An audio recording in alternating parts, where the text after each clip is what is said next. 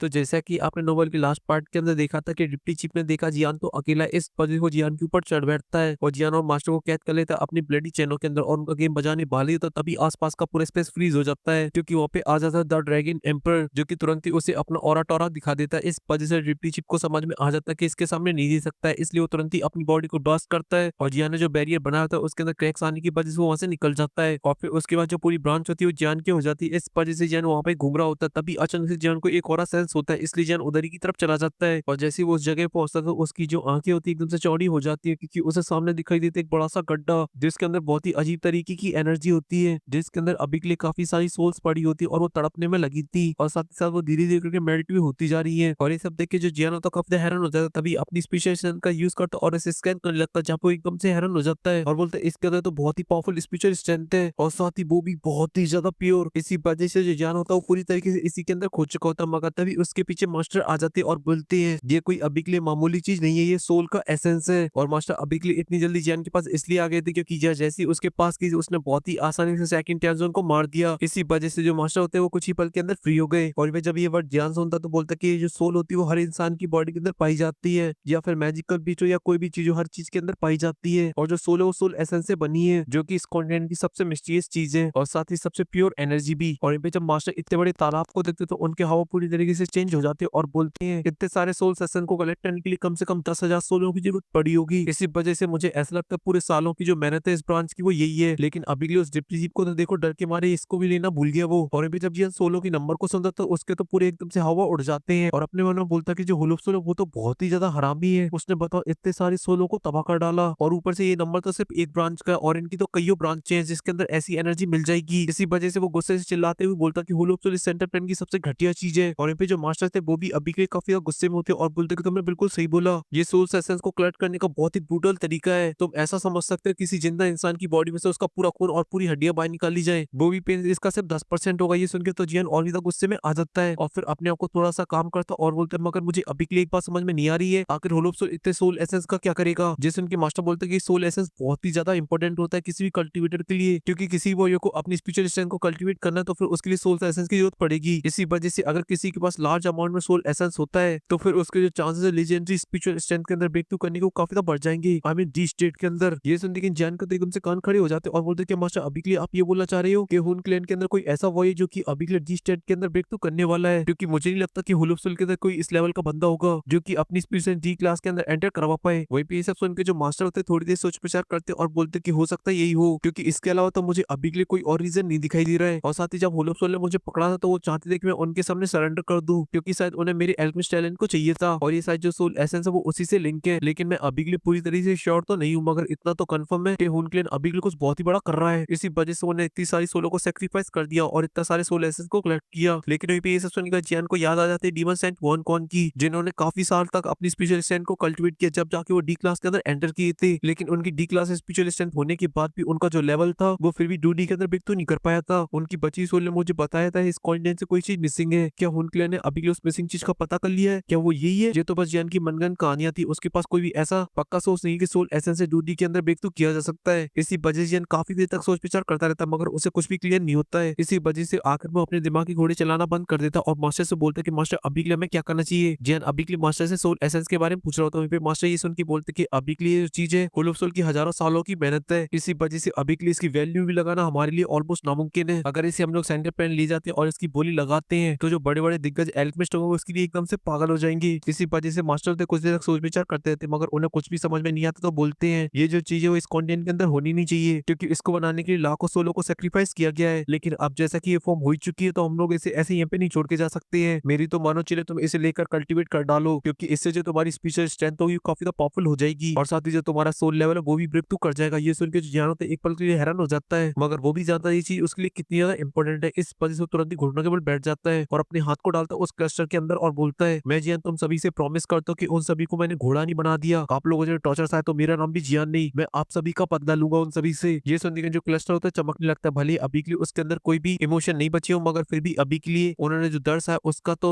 एहसास तो अभी भी बाकी है। और जियान भी उसे चमकते हुए देखता तो समझ जाता है कि अभी के लिए ये लोग भी यही चाहते हैं और साथ ही साथ जियान को ये भी समझ में आ जाता है कि इसके अंदर अभी के लिए काफी सारे नेगेटिव इमोशन भरे पड़े हैं। अगर जियान इसे बिना रिफाइन करे इसे एब्सॉर्ब कर जाता है तो फिर जियान के तो घोड़े लग जाएंगे क्योंकि जियान का हो जाएगा सर एकदम से पूरी तरीके से पागल। लेकिन तभी जो जियान होता है वो नोटिस करता है कि अभी के लिए उसके अंदर से एक ब्लैक हॉक बाहर निकल रहा है और ये देख के जियान समझ जाता है कि अभी के लिए जो सारी नेगेटिव इमोशन है वो सभी के सभी बाहर जा चुके हैं और वो भी बिना रिफाइन करे उसके सिर्फ वर्ड से ही। और ये सब देख के मास्टर के चेहरे के ऊपर एक बड़ी सी स्माइल आ जाती है और बोलते हैं सच में चेहरे तुमने कमाल कर दिया, क्योंकि होलोप्सिल इन वर्डों का कभी भी यूज नहीं करता और साथ ही तुम्हारे लिए भी इतने बड़े लार्ज अमाउंट को रिफाइन करने में बहुत ही ज्यादा प्रॉब्लम हो जाती। लेकिन अब मैं पूरी तरीके से श्योर हूँ ये चीज और तुम एक दूसरे के लिए यू जैसे उनके जो जाना तो तुरंत ही हमें नोट कर देता और फिर अपने हाथ को आगे बढ़ाता और पूरे क्लस्टर को रख लेता अपनी स्पेस स्टोन के अंदर और फिर देखता है उसके बाद पूरी ब्रांच को जो कि पूरी तरीके से खंडर बन चुकी होती है और यहाँ से सिर्फ बच के निकला है सिर्फ होलोप्सिल का डिप्टी चीफ। और यहाँ पे होलोप्सिल के जितने भी ह्यूमन बॉडी वाले वॉरियर थे वो सभी के सभी मारे जा चुके, बस रह गए सोल वाले वॉरियर। इस पल जियान तुरंत ही अपनी फॉलन आर्ट फिल्म को बाहर निकालता है और एक ही बार में सभी को मार डालता है। वैसे तो जियान को वांग लियांग बनने का बिल्कुल भी शौक नहीं है, मतलब उसे मार काट का बिल्कुल भी शौक नहीं है, मगर वो भी क्या करे जब वो होलोप्सिल के लोगों को देखता तो खसियान छूट जाती है उसे, क्योंकि इन सभी के जो हाथ है वो खून से रंगे हुए हैं और इन्होंने साउथ क्लैन को बहुत ही ज्यादा टॉर्चर किया है। उन्होंने कितनी सारी फैमिलियों को पूरी तरीके से तबाह कर डाला है। इसी वजह से जियान इन्हें देखते कर तुरंत ही मार डाला था और इसी वजह से जो पूरी ब्रांच थी अब वो खून से लाल हो चुकी होती है। और अब जियान को और जियान की टोली को यहाँ पे रुकने में बिल्कुल भी इंटरेस्ट नहीं होता है, इस वजह वो लोग वहां से निकल जाते हैं। लेकिन जियान की टोली को यहाँ से गई हुई 10 मिनट ही बीते थे तभी अचानक से फिर से स्पेस के अंदर हलचल होती है और उसी खंडर सी ब्रांच के ऊपर एक बंदा अपेयर होता है और जब वो सोल एसेंस के पॉट को खाली देखता तो गुस्से से आगोल होने लगता है और कहते हैं अब तो लग गए मेरे घोड़े, साढ़े जियान तुझे नहीं छोड़ूंगा। और ये बंदा कोई और नहीं वो होलोसोल का डिप्टी चीफ होता है जो कि पूरी अपनी मेन ब्रांच को देखते हुए बोलता है कि अब तो मेरे बहुत ही बुरी तरीके से घोड़े लगने वाले हैं, क्योंकि मेरे इतने हजारों साल की जो मेहनत है वो पूरी लड़का ले गया है। इस वजह से जब क्लैन में ये बात पता चली तो मेरे क्लैन वाले घोड़े लगा देंगे